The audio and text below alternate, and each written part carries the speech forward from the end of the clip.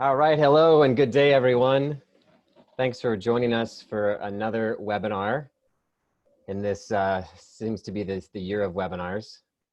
We hope you're all hanging in there, managing in these challenging times. Hopefully you're managing to enjoy a bit of summer wherever you are. We're gonna get started here in a second. Just gonna let some people log in, but we are introducing another of our Kusini North America partners today. And that is Kieron from First Nature Tours down in Portland, Oregon. And I'm sitting here in Seattle, Washington. So it's very particularly exciting for me to be introducing Kieron because he and First Nature operate in my home state and in my home region, which I'm learning very quickly, as Kieron can attest to, that I know absolutely nothing or very little about my home state and my home region. So today is going to be an education for me as well as for hopefully for all of you. But as you know, if you've been reading our newsletters and if you're registered on this webinar, I assume you have been, with the challenges of global tourism at the moment, especially for travelers from the US. We've been on a search for really high quality owner-operated boutique and tailor-made specialists that would be complementary to our international portfolio in Africa and Latin America. And once again, as we did with Gather Away in the Jackson Hole and Yellowstone region with Kieron and First Nature, we found an absolute perfect match. And as I said, in this case, right in my own backyard, which is really, really exciting. So today in this webinar, Kieron and I, but mostly Kieron, we're gonna dive into just a few. We're really just gonna scratch the surface on the bespoke luxury and adventure experiences that are available throughout the Pacific Northwest. And we're not going to get into Southeast or into Alaska much, but know that First Nature does operate in that area as well as in British Columbia. So today we're going to focus really on 5 destinations within Washington and Oregon to dive into what is on offer there. But as I said in my email introduction to this webinar, you know, the Pacific Northwest, from the Cascade Mountains to Oregon's Willamette Valley to the Columbia River Gorge to the Olympic National Forest and the coasts, there really is not another region in the lower 48, I think, that has such incredible diversity of experiences and landscapes and people than you will find here in the Pacific Northwest. So it's really exciting to begin to learn more as I have over the last couple of weeks. We're going to jump in here and let Kieron introduce himself and First Nature to all of you. And then we're going to dive into some of those 5 experiences and regions that we're going to cover in the webinar today. So Kieron, if you want to just introduce yourself and we'll go from there. Yeah, well, by the way. You already did a great job introducing me, I think. But yeah, my name's Kieron Weidner. I've been guiding in the Pacific Northwest for about 12 years now. And before that, I was an ecologist here in the Northwest for about 5 years. And I've had my own business, First Nature, for about 6. I started the company to focus on the guide quality overall. I know a lot of the companies that I worked with in the past and that exist here in the Pacific Northwest are really focused on doing high volume experiences and just trying to book as many people and fill seats. And I just kind of saw the guide caliber decline as a result, because it's hard to be a guide professionally, as you might know from being in the industry. So I really wanted to find a way for guides that are experts in their field to make this a career possibility and to showcase their destination knowledge as a real viable career from season to season. And so I started First Nature, and I've been guiding in Oregon, Northern California, Washington, and Alaska for that whole 12 years, including international a little bit as well. And have kind of amassed this destination knowledge over all those years, working with a lot of different vendors and working in a lot of these kind of more remote corners of the Pacific Northwest. And so that's kind of what we're bringing to the table and leveraging as a DMC for the Northwest is just that expert destination knowledge and super high caliber of guide that we combine with luxury transportation to make bespoke luxury experiences for people. And on the screen there, you've got a photo of some of your team, Elena in the upper left, which is one of your office team who you all, if you begin to work with Kieron, may be in touch with or likely will be in planning itineraries. Kieron, in addition to running the company, is still one of the preeminent guides in demand in the Northwest. So he does occasionally find himself in the field. So while he's definitely involved on a day-to-day basis in planning these itineraries, Elena's really important to the operation as well. And then a couple of other guides that you have on your team, both in Oregon as well as Washington there on the screen. And then your vehicles. Just talk a little bit about the vehicles that you have. Yeah, you've got our full-length 170 wheelbase Mercedes Sprinter there that we use for bigger groups.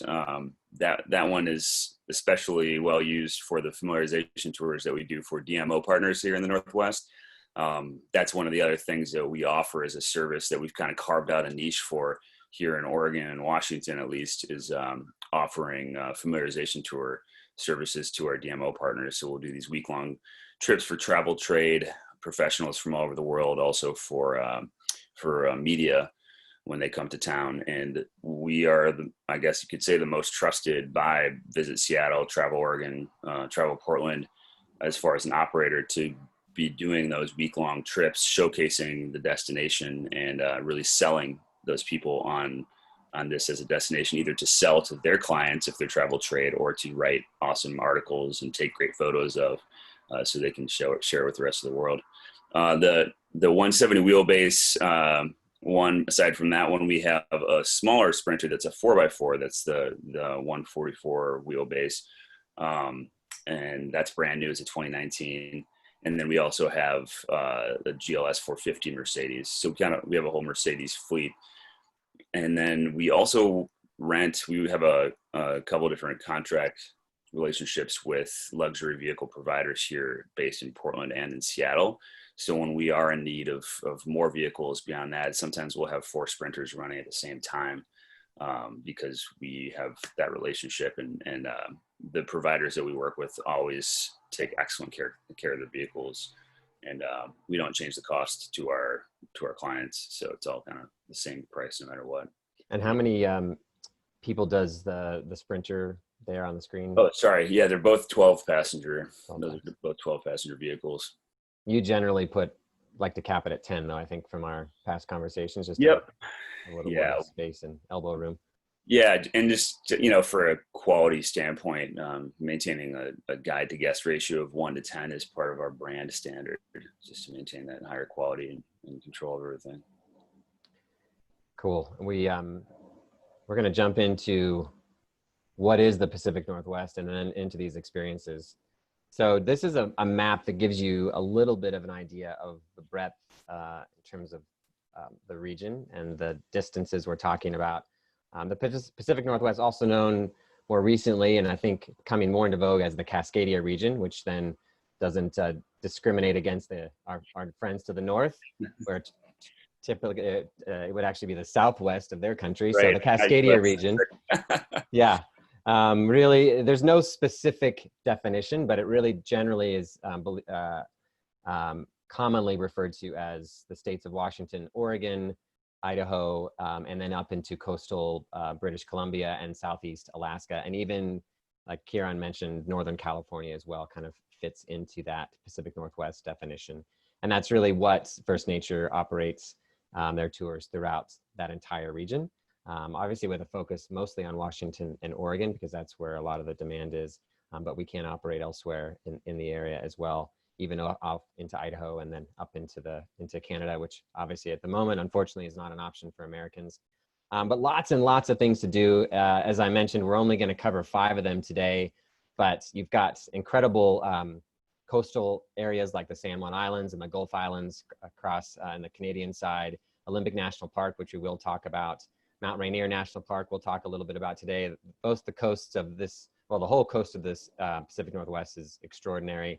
The Columbia River Gorge, Crater Lake, which we'll speak about. There are thousands of experiences, and we'll just give you a little bit of a preview and a taste of what's on offer today, as well as give you a little bit of an idea of how First Nature goes about their tours. And you really get to come to see the product knowledge that Kieron and his team can bring to the table. So I like this map just because it does show you that the Cascade Range, that kind of Pacific Ring of Fire on our side here. We're going to talk about the Olympic National Park here out on the coast of Washington. We're going to talk about Mount Rainier National Park. Just to the south is, of course, speaking of the Ring of Fire, is Mount St. Helens National Monument, which we won't get into today, but is another incredible high peak to explore, and obviously has an amazing history over the past 2 decades. The Columbia River Gorge, something Kieron, I knew really literally nothing about it except people went windsurfing there. And I've been to Hood River and drank some good beer, but I've learned a lot about about the whole gorge, and we'll talk a lot about that today. And then wine country specifically today, I'm going to talk mostly about the Willamette Valley in Oregon, incredibly accessible wine country, 20, 30 minutes from Portland, with world-class wines, especially, as any of you winos know, Pinot Noir would be the most well-known from this region. But we'll scratch the surface as well on Washington wine country. There's also a lot of other areas of Washington and Oregon that do have wine as a part of the activity mix. And then we'll finish with Crater Lake National Park as well, which is Oregon's only national park. Gateways, of course, to the region, Seattle, world-class city. I'm biased, I'm born and raised here, but I have spent a lot of time elsewhere, and I still love my city very much, despite what you may see in the news recently. Same goes for Portland, despite the current news you're all hearing. I'm sure another world-class city and a gateway to the region, and easy to fly into one and out of the other, depending on your itinerary.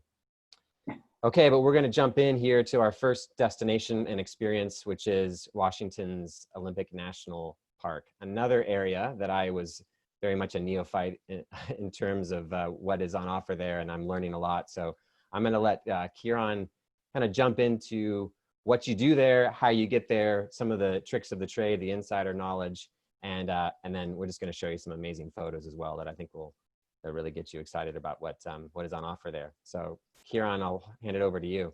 Yeah, well, Olympic National Park is one of the less visited national parks by area in the country, and it's unfortunate because it is a really spectacular and unique place. It's a temperate rainforest, of which there are very few on the continent. Really, only up in the western coast of BC does another one exist of any major size. So it's a pretty rare ecosystem. Because of that, this area is a World Heritage Site. UNESCO deemed it a World Heritage Site like a decade ago, I think, now, and it's a pretty special and unique place. It's pretty accessible from Seattle. You can get there taking a ferry across the Puget Sound and then doing a circumnavigation of the Olympic Peninsula, which is what we usually do, starting with some really cool towns like Port Townsend, where they have the wooden boat festival and a huge artist community. Visiting Hurricane Ridge, which is a beautiful spot, very high up on a prominence. It's on a kind of northeastern corner there, you can see on the map.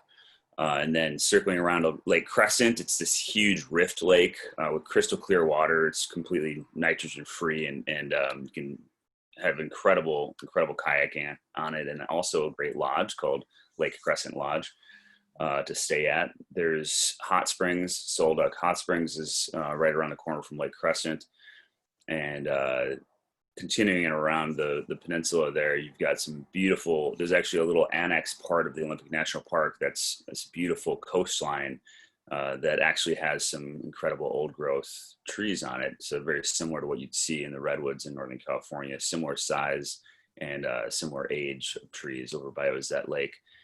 And then all along that western coast of Oregon, of Washington, you've got giant sea stacks, beautiful remote beaches. There's a couple other lodges that we work with, like Claylock Lodge. Roam Beyond is an awesome company that just started up with these beautiful, very luxury trailers. They call them glampers. Yeah, because trailer has a bad connotation, I guess. But they're a great property out there that has like these freestanding little guest houses.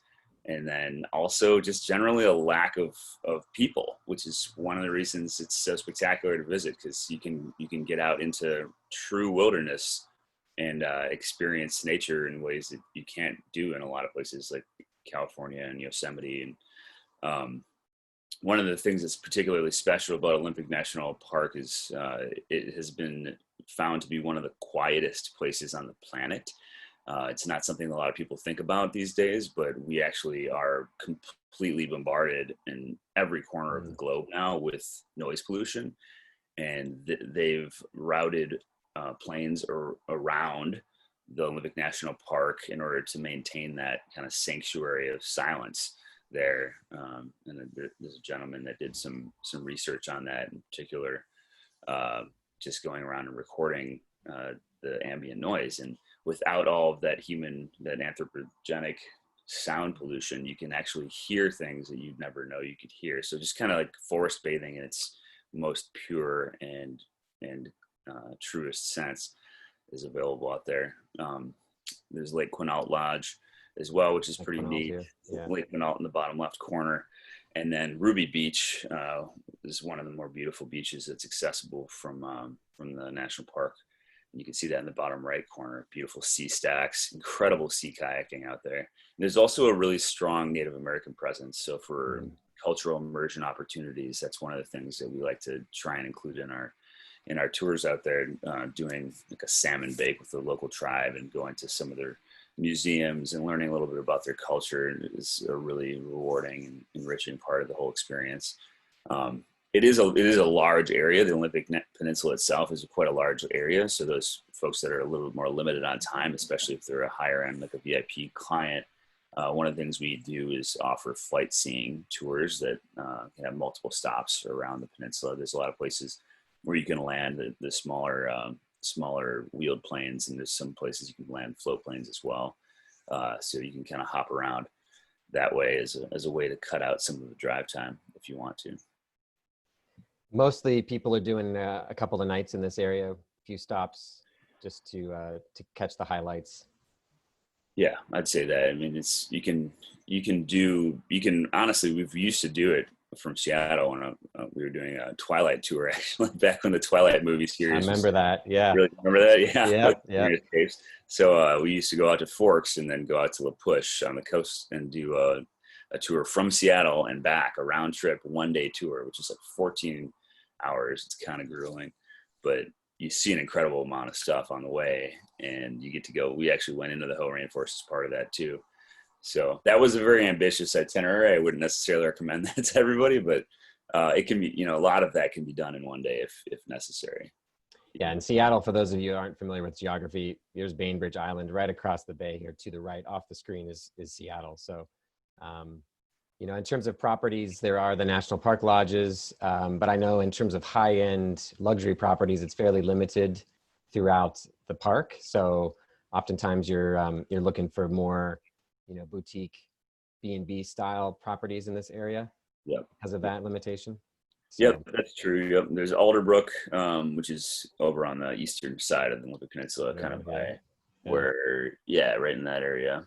That's a pretty high-end property.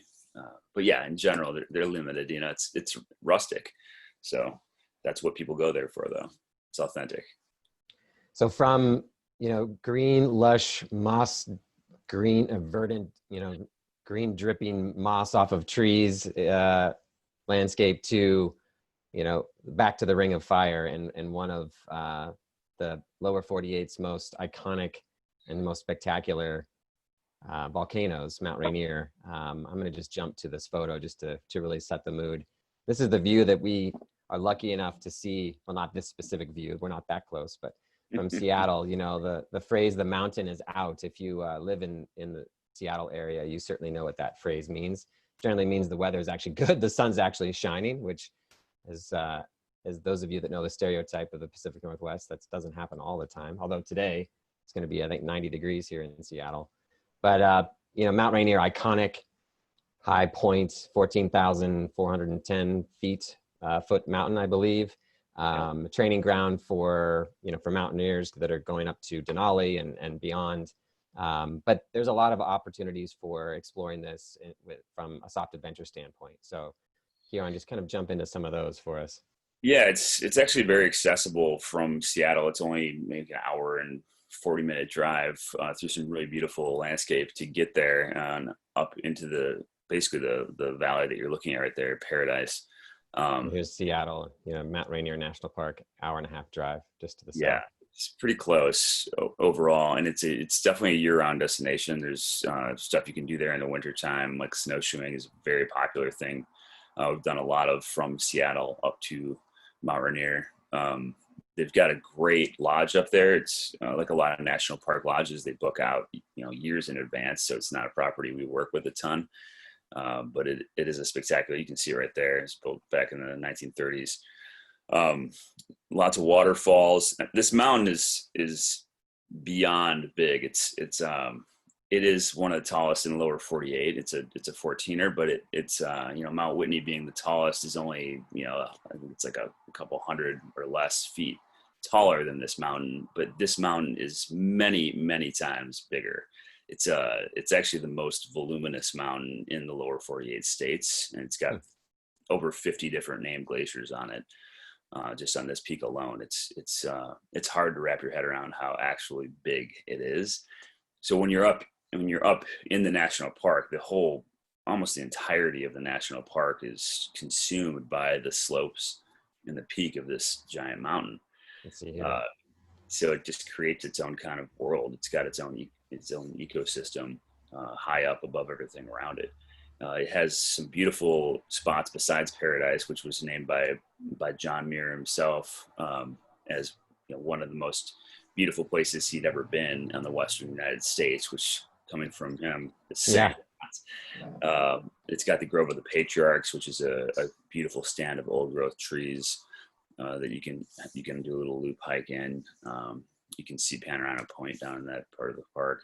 And then all the way on the other side, there's Sunrise, which is the highest point you can get to by vehicle. Also has some incredible hiking up onto glaciers. It's kind of the easiest way to get onto a glacier. So it's a spectacular place. It's a world in and of itself, and it is really accessible as far as national parks go in the Northwest. It's pretty easy to get to. And working that into an itinerary, again, number of days people or nights people usually stay here. 0. It's more of a day trip from Seattle, honestly, or it's usually visited en route from Seattle down to Portland. It makes a good connecting piece to take up. It's only a 3-hour drive from Seattle to Portland. It's not that far, but it kind of makes a nice day tour to kind of bridge that gap between those two destinations. But yeah, we don't typically book people at the lodge very often, like I was saying, because they book out far in advance, and there's a little bit of a lack of other lodging that's up to our standards right adjacent to it. I think there's one called Wellspring that's right next to it. That's pretty nice. But it just depends on what level of accommodations you're willing to deal with. And flight scene as well. Opportunities to do flight scene around the mountain and then over Mount St. Helens, which is.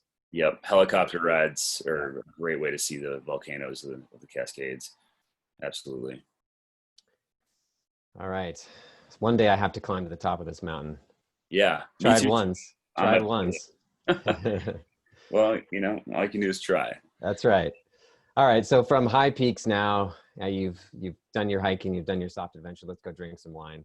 We're going to talk mostly about the Willamette Valley just south of Portland, but Kieron, just give us a bit of a 30,000 foot view of the Washington and Oregon and even southern British Columbia wine country. Yeah, well, it's vast. I mean, combined, it's bigger than California. And in order, it goes California in the U.S. It goes California, Washington, then Oregon as far as production goes. But we actually have in Washington and Oregon as many wineries as California has. We have I think just in the Willamette Valley of Oregon, we have over 450 wineries now that, most of which are very tiny boutique wineries. So they're not producing, maybe 5,000 cases a year is their production level. It's very, very small production. Most of what they sell is out of the tasting room to people that come and visit.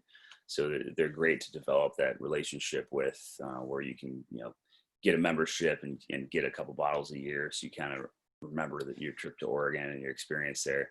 And it's amazing how good they are at getting people to sign up for wine clubs after. Yeah, well, especially after the third winery. Yeah. They tend to be a little quicker to sign up after you've done a couple stops. But in general, I mean, that they are like this, kind of they have that kind of like a feeling of wanting to belong. For sure, because it's just such a cool community in the Willamette Valley. You're talking like 40 minutes. Some of them are only 30 minutes from downtown Portland to get into full on wine country. We're Yeah, you can Ponzi. see here's Yeah. Portland here in the Willamette Valley, which is fairly large area, but the core of it, I think, is this region here. Yeah. Yeah, you can see those colored little sections there are all the sub-AVAs of the Willamette Valley, which is an American viticultural area. So there's 14 different sub-viticultural areas within the Willamette Valley, and that's one of the other things that's so fantastic. Pinot Noir is one of the best grapes for showing terroir and showing that sense of place and the soil and all those flavors that are generated by where the actual grape is grown. And there's a huge diversity of soil type because of the Missoula floods. There's a ton of different slope and aspect and different variables all in this one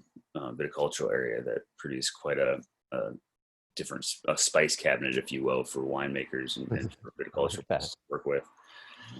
So yeah, the experience is incredible. And you know, one of the experiences we like to do involves helicopters and doing a aerial tour of Willamette Valley and then stopping at a couple different tasting rooms. You see Fairsing off there to the left. That's one of the ones we work with, where you can land a helicopter, do an amazing lunch with wine pairing, be on top of this beautiful mountain in the middle of the Willamette Valley. That's actually the upper right corner is a view from there as well. Yeah, Mount Jefferson. Do you actually land on the Celtic maze, or they put you somewhere else? No, it's not on the maze. Okay, good. The landing spot. That would be blowing people's wine glasses out of their hands, probably. Yeah, and probably bad karma too. Yeah, but no, it's out of frame on that scene. Okay. You can see where people are all set up around that spot. It's a beautiful, just a beautiful location. And this is one of, I mean, I'm not exaggerating when I say there's hundreds of boutique wineries around this size that offer similar experiences, beautiful views, you know, like wine pairing with lunch, and you can meet the winemaker, go behind the scenes and see the process, stomp grapes in the right time of year. If you're here in September, late September, early October, it's crush. And there's just a huge bounty of wonderful food beyond just the grapes that are being produced for the Willamette Valley in general. Like, we have such a huge bounty of everything you can grow here. It's very fertile. Well, speaking of that, just onto another culinary foodie experience in the same region. Yeah, Middle Ground. So that's one of our partners we work with down there to do these incredible farm to table cooking classes where it's actually on a farm. It's a chef led experience. They come to Here's the chef right here, center of your screen. And then that's one of the producers actually. There you go. There's awesome experiences. This is one of several vendors that we work with in the Willamette Valley to provide these kind of chef experiences where, you know, it's very interactive and very farm to table. You can go visit the farm and then have the cooking experience and learn about where everything came from and see it firsthand, and of course eat it.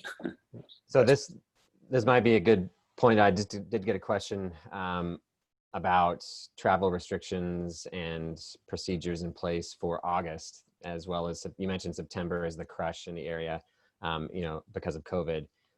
I would imagine a cooking class like this is not available at the moment, but most of the wineries, I believe, are still open. Obviously, appropriate social distancing. But can you talk in general? I'm not going to put you on the spot, with specifics, but in general, what kind of restrictions there are and how you guys are navigating those for immediate bookings in the next couple of months. Yeah, well, personally, we're following the guidelines outlined by the Adventure Travel Trade Association, which we can send a link off to everybody as a participant if you want. But it's, we actually do a pre-trip questionnaire and make sure everybody is feeling good beforehand and make sure they all sign off on the waiver that they're going to be wearing masks in the vehicle. And in those larger sprinter vans, especially, it's really easy with a small group to keep 6 feet apart from the driver, at least. And since most of our groups now are all private anyway, they're able to stay with each other, and we can keep the guide separate. So in general, like the regional restrictions, they are constantly in flux, honestly. Yeah. But we are in a general opening up trend. Although I know that they've considered dialing back some phase 3 that I think we're in now in Multnomah County, back to phase Mhm. 2, just for a little bit longer, just to kind of keep the curve flattened, because there's been a little bit of uptick in corona cases. But in general, things are opening, and most things have kind of opened back up again already. Hotels, state parks, a lot of the attractions in Seattle are still closed, but in Portland, a lot of them are open.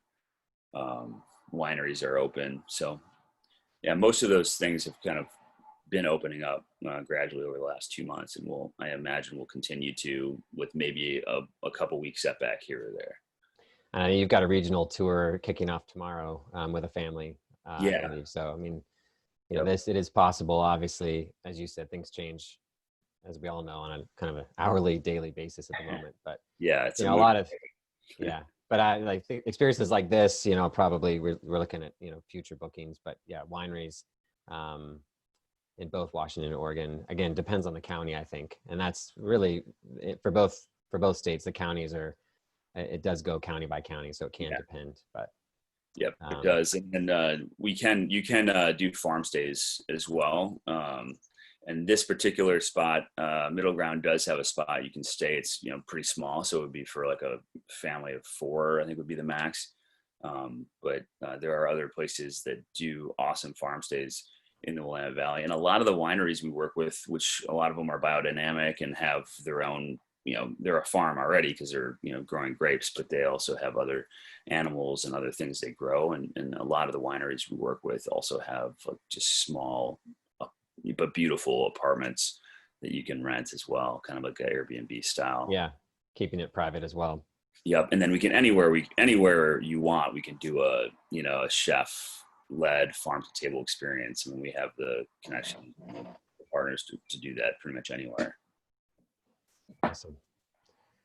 Yeah, you answered Julie's question there about the staying on the farm. All right, so we're going to move on farther south to, again, something I didn't know, but Oregon's only national park, which is Crater Lake. That photo, the introductory photo of the webinar is this one here in the upper left corner, just a spectacular natural wonder. And again, as Kieron has mentioned kind of offhand previously, there is a lot to do in the winter throughout the region, and Crater Lake is no exception.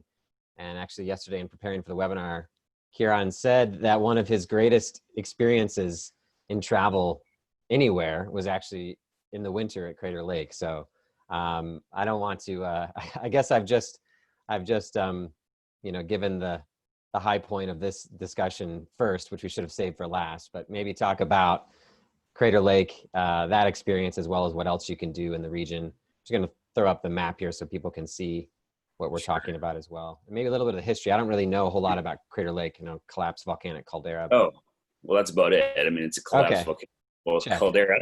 Okay, done. I mean, you're talking like 5,000 years ago, but massive eruption of Mount Mazama, bigger than Mount Rainier, and it left a huge depression in the ground, which filled up with water, with rain and snow, with precipitation, not from any kind of a groundwater spring. So the water in there is incredibly pristine. And then the cinder cone, which started its rebuilding phase at some point and then kind of petered out, is Wizard Island. So with most of these stratovolcanoes in the Cascade Range, they have these big eruptions and then they have a rebuilding phase. Like Mount St. Helens is currently in an active rebuilding phase right now. And they kind of max out and then they pop. Who knows if this will continue to grow in the future, but it's very much a dormant volcano right now. It's not an active volcano. And Crater Lake is I would say it's a must-see place in the U.S. aside from just people checking the box for getting all their national parks visited. It's a particularly spectacular place with the deepest lake in North America and crystal clear waters, beautiful cruise you can do out on the water that goes out to Wizard Island. Actually, you hike down to it, and it's a pretty awesome experience. Can you go kayaking in the lake? Paddleboarding? You can't. No, they're very protective of the ecosystem, so they don't want any chance for anybody to introduce any invasive species, essentially. And So they don't let you just, you can swim in it though, which I've done, and it's awesome. You can cliff jump, So I've seen jump cliff off into it. jumping on your Yeah. Facebook page or Instagram or Yep. something. It's epic. Yeah. It's pretty awesome. That's a really fun experience. And then, you see that picture of people biking the loop around. It is, the national park is essentially kind of like Mount Rainier. It's comprised pretty much of this giant volcano. It takes up pretty much the whole national park. And in this case, the middle of it's missing. It's this huge lake. So essentially you can do a circumnavigation of it and do little spur hikes around the edges to these beautiful viewpoints. There's lots of viewpoints, or you can do a circumnavigation of your own power with biking. You can bike all the way around the loop as well. There's a huge national park lodge there that's really beautiful. But as all of you that are tour operators know, it was Xanterra. I don't know who's managing. They're just ridiculous to work with. They don't give net rates usually, and so we don't usually work with them. We usually do this as a day tour, kind of like Mount Rainier. And a lot of times we'll stay in Bend and come out here and spend the entire day, because Bend is less than 2 hours away. Okay. And we'll come out and spend the whole day at Crater Lake, and then go back to Bend in Central Oregon, or else we'll continue on a loop and come back up in the valley. Or there's a lot of ways to piece it into an itinerary. It does kind of stand alone a lot more than Mount Rainier does, though. There's nothing like really quite close to it, so it's kind of in the middle of a pretty vast wilderness area surrounding it. That experience you were talking about, that you mentioned, that I was saying was like one of the most fun things I've ever done in Oregon, was that snowmobile ride right up to the rim of the crater, which you can do from Diamond Lake. Just to, it's like I think it's like 50 miles north of Crater Lake, and you can rent snowmobiles, and there's nobody out there in the national park. The north entrance is closed to other vehicles, so the road's closed. So you tear through it on a snowmobile. And I'm not usually a snowmobile fan, because I'm more of a naturalist, and I like, I enjoy like being out in pristine nature doing things that are, under my own power usually. But I'm not going to lie and say that it wasn't incredibly exhilarating and fun to go like 70 miles an hour across open fields of snow right up to the rim of a giant crater, with no other people around. So that's just one of the many things you can do here in the wintertime. Yeah. Super fun. There's great cat skiing and heli-skiing too, right around Crater Lake. So it's, the whole Central Oregon area is a wonderful place, and it's sunny in the wintertime. Like people think of it's always rainy in Portland and Seattle. Well, that's only a very tiny piece of the state. It's actually high desert in like 2/3 of the state, both Oregon and Washington. So yeah, it's very beautiful and sunny in the winter. That actually brings me to a fact that I learned from you yesterday about why the Cascade Range is called the Cascade Range, and actually leads into our next stop, which is the Columbia River Gorge. Yeah, it's called the Cascade Range because there's Cascades, which is just another name for waterfalls, and that's very true. For the Columbia River Gorge, there's over 100 waterfalls within about a 75-mile span from one end to the other. And the gorge, I'd say, is the most visited spot in Oregon, and it's very accessible. It's about a 30-minute drive east from Portland. So there's literally hundreds, if not thousands, of different hiking combinations you can do here. It's a national scenic area since the 80s. So everything on either side of the Columbia River is protected from development into perpetuity, and so it's always going to be beautiful, and it's always going to have tons of awesome hiking that you can access. It's also a really unique feature just on the planet, because it's essentially a sea level passageway that cuts right through the Cascade Mountain range. It's just completely bisects the Cascades, which are fairly high mountains. There's a great photo of it kind of on the eastern end, which is a really rare thing. Usually you see a gorge like this and it's been worn away like the Grand Canyon for tens of thousands of years. This happened overnight, essentially, from the Missoula floods at the end of the last ice age. So essentially, massive flood of 1,000-foot high wall of water came through and carved out this passageway through the Cascade Mountains to the lowest valley it could find, and created what we have now, which is the Columbia Gorge and the current path of the Columbia River. And so to be able to go from basically one side of the Cascades to the other at sea level, and see all these beautiful waterfalls along the way is in and of itself a pretty special and unique experience. You basically go from close to being in a rainforest on the western slope to being in full high desert on the eastern end, and you see everything in between. All these, you see wildflowers there. There's so many different species, thousands of species of wildflower from one end of the gorge to the other, because there's so many different ecosystems just within this one, like 70-mile drive. What season is that? The wildflower season? All year, even in the winter time, there's flowers that are blooming out there. Wow. Yeah, so any time of year you can see something blooming, and it's just a spectacular experience. One of the things I'm the most excited about, you can see here on the top two, or actually most of these, actually you can see the biking. The Columbia Gorge is known really well for its scenic highway. It has a Columbia Gorge Historic Highway 30, which was one of the first roads built in the entire country just for the purposes of scenic touring. It's like 1914, so automobiles were hardly a thing at that point. And this road was built by some philanthropists to showcase all the beautiful waterfalls and scenic vistas that you have in the Columbia Gorge. And it went from one end to the other, for about 60 years. And then they built the Highway 84, and that replaced a lot of these segments of the historic highway.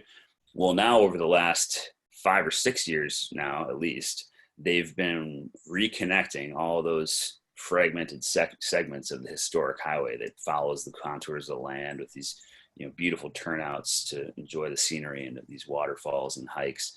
And it's almost complete, and you can already do huge sections of it. You can do, like 20, 30-mile sections of it now already without having to go onto the main highway at all. So it's going to be a particularly spectacular experience to go 70 miles from one end to the other. Hood River, which is a beautiful little town full of windsurfers and kiteboarders and mountain bikers, all kinds of adventure enthusiasts, right in the middle of it. It's right in the middle of the gorge, and it's a great place to stay and enjoy wineries as well. Tons of wineries, tons of breweries. And then it's right adjacent to Mount Hood itself. You can see there's Mount Hood with one of the Hood River Valley wineries in the foreground, Solera. There's of course, Multnomah Falls being the most popular natural attraction in the state. It gets more visitors than anything else. I think actually Spirit Mountain Casino gets more now, which is embarrassing to say. But as far as natural attractions, that's the number one. And then Beacon Rock is one of the many hikes you can do. You can see it there and in the lower right. Just spectacular. I mean, the gorge is why I moved to Oregon, honestly. I visited it and I just fell in love, and I never get sick of going there. I never get sick of sharing it with people either. So, like I say, it's all new to me, and probably new to most folks on the call today. So, Kieron, it's been a great 40 minutes virtual tour, few highlights. We can open it up to some more questions and answers. We've answered most of them that have come in so far, but if you have any other questions, please go ahead and pop them into the Q&A screen. We'll also be sending this out as a recording, so if you want to share it with any of your colleagues or friends or family, you want to have a little nightly viewing with the family tonight, a little virtual tour around the PNW. Question here from Natalie, who I also a fellow Portlandier, I believe. Any idea when the old highway in the gorge will reopen? Oh, that's a good question. There are segments of it that are open. For instance, you can hike La Tourelle Falls right now, which is one of the more accessible falls for people on the western end of the gorge. And it's got a great 2.5-mile hike, loop hike actually, that you can do with a couple waterfalls. So that's already open. But to get to Multnomah Falls, that's a tough one. I don't know. That I think it just draws so many people that they don't want to open that up quite yet. Just like the Space Needle in Seattle, I think the attractions that draw the most crowds, they're still kind of trying to keep from opening, but they're opening other things adjacent. So there are segments of so the old highway on the eastern end is open as well. So that photo with all the beautiful yellow flowers, that's on the Rowena Crest side towards the Dalles. So that's all open. So a lot of it is open. It's just Multnomah Falls. And net rates. So just talk, briefly about your net rates for agents, how you guys operate, and then I know you've mentioned offhand a bit about the challenges with the national park properties not offering net rates, but I know there's plenty of other options which you guys tend to utilize. So a little bit about your pricing. Yeah, we have a net rate sheet that that I don't know, Tad, if you want to just distribute it to everybody, feel free to. It's for tour operators and travel agents. That essentially is at a 20% suggested discount, so you can mark it up about 20% to be on par with most folks that are offering what we offer.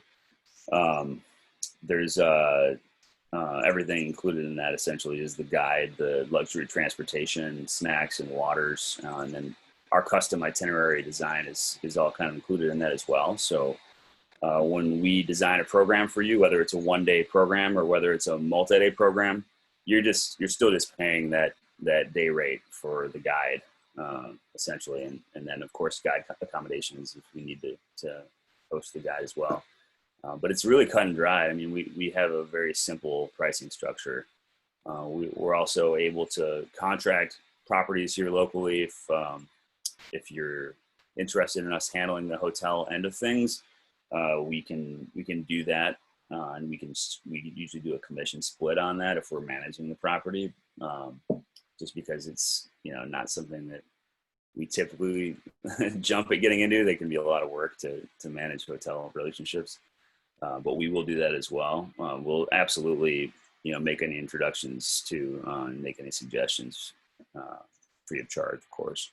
And what's the, what kind of net rates or margins are you typically seeing from properties?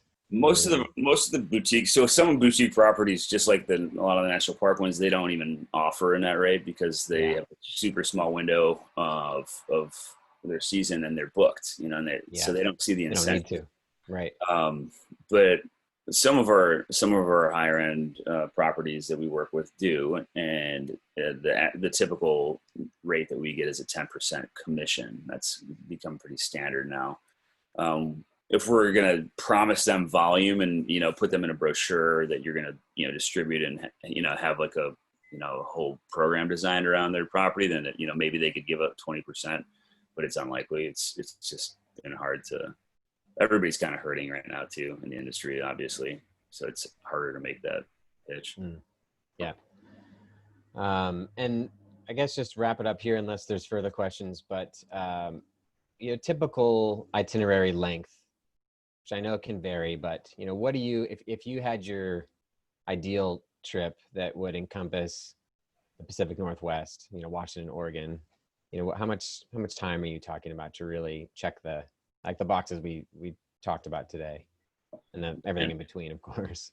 Right. Well, there's so much to see, and it's a vast area, but I would say no less than a week. I'd say a 10-day itinerary is pretty solid for being able to, spend a few days in a few different spots and do some nice hub and spoke touring. We tend to like that kind of style in general because having done countless fam tours in my career, it just kind of detracts from the experience when you've got to pack up one night, head out after one night, and we all know the feeling. We want people to settle in and really enjoy the place that they're staying in, and so we like to do like about a 10 to 12 day trip where you got 2 to 3 nights in each location, and you do a hub and spoke type program. That's typically what we like to offer. And even when BC opens back up again, Vancouver is a great conceptual hub for a very comprehensive Pacific Northwest program that includes the San Juan Islands, Vancouver Island, Seattle, all the mountains and national parks in Washington, and Portland, and our Columbia Gorge, and everything you kind of described in this webinar. So it's also connected by train. I don't know if everybody knows that, but there's the Amtrak runs from Vancouver, BC, all the way down to the border of Mexico, all the way down to San Diego. So for people that want to do a hub and spoke and have us take care of all the day tours, they can connect themselves with train rides from Seattle to Portland to Vancouver, when Vancouver opens again, and have an Mhm. awesome experience like that. That's car free, Yep. other than our services. And the rail line, along the West Coast, oftentimes is in absolutely stunning locations, much better than I-5. Oh God, it's beautiful. Yeah, Right it's a along the very, water and through the mountains. it's very nice. Jeremy's asking if we could share some of the past fam trip itineraries and when you typically offer them. Yeah, I don't see why not. I mean, I don't think they're confidential. Yeah, we have them from Washington. We have Washington, Oregon. We have regional collaborative ones that Washington and Oregon have done together.